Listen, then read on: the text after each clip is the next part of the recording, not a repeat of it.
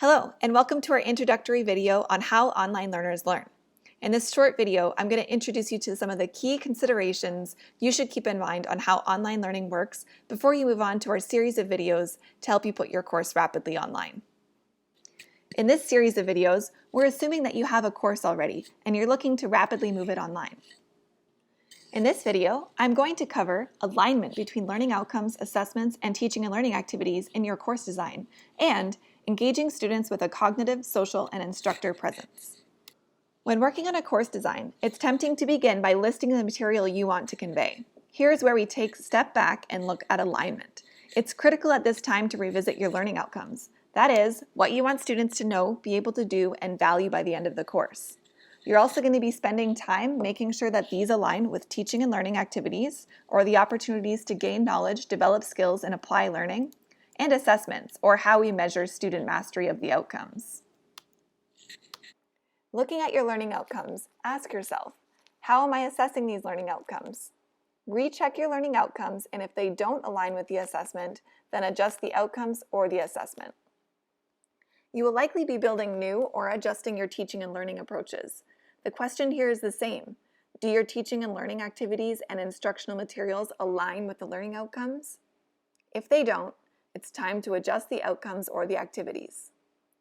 Tight alignment of outcomes, assessments, and teaching and learning activities in the online environment helps students stay on track and see the relevance of what you're teaching.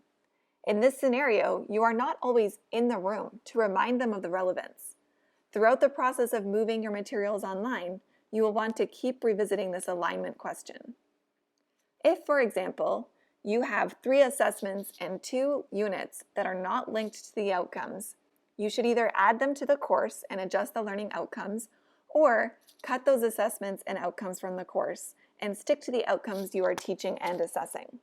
We have a great resource for you to help keep track of your course alignment, which is linked below. Now for the advice we come back to again and again in the online environment. In the redesign of your course for the online environment, consider 3 key elements of the online experience: how students engage with the material, with each other, and with you, the instructor. For the constructive presence, or how the students engage with course material, consider the instructional materials that you will ask students to engage with.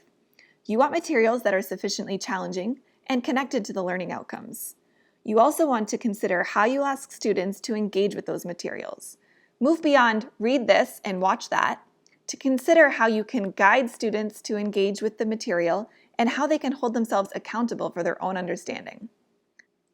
This in turn is connected to the instructor presence. Consider how you will design the course so that students feel guided through course activities and how you will appear human and present even if you are not with students in real time. Consider how you will facilitate the course so that students know they're on the right track. What will you be actively doing during the week to see how students are doing?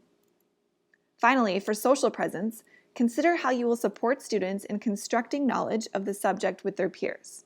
In the online environment, this serves to build community, but it also enhances the learning experience, as students can be asked to co-construct knowledge and learn from the strengths and perspectives of their peers.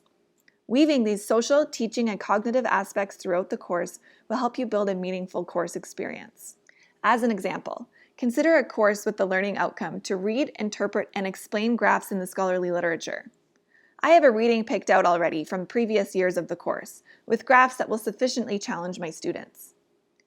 But how do I support them in practicing this learning outcome in the online environment? First, I'll introduce the activity with a 1-minute video and a checklist. That's the instructor presence showing them that I exist and that I'm going to guide them along. Second, I ask them to read the article with 2 short reflection questions in hand. That's cognitive presence, because the reading is sufficiently challenging and I'm giving them a purpose while reading it. I might ask them to hand in their reflection questions, or I might just ask them to use those for their own notes. Third, I get them in their small discussion groups to explain their interpretation of one of the figures to their classmates, so they can test their own understanding and their ability to explain to others. This is the social presence.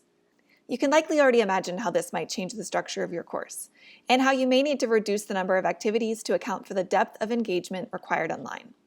As you work your way through the pathway to rapidly putting your course online, be willing to be flexible with course content. Keep course alignment and a cognitive, social, and teaching presence in mind.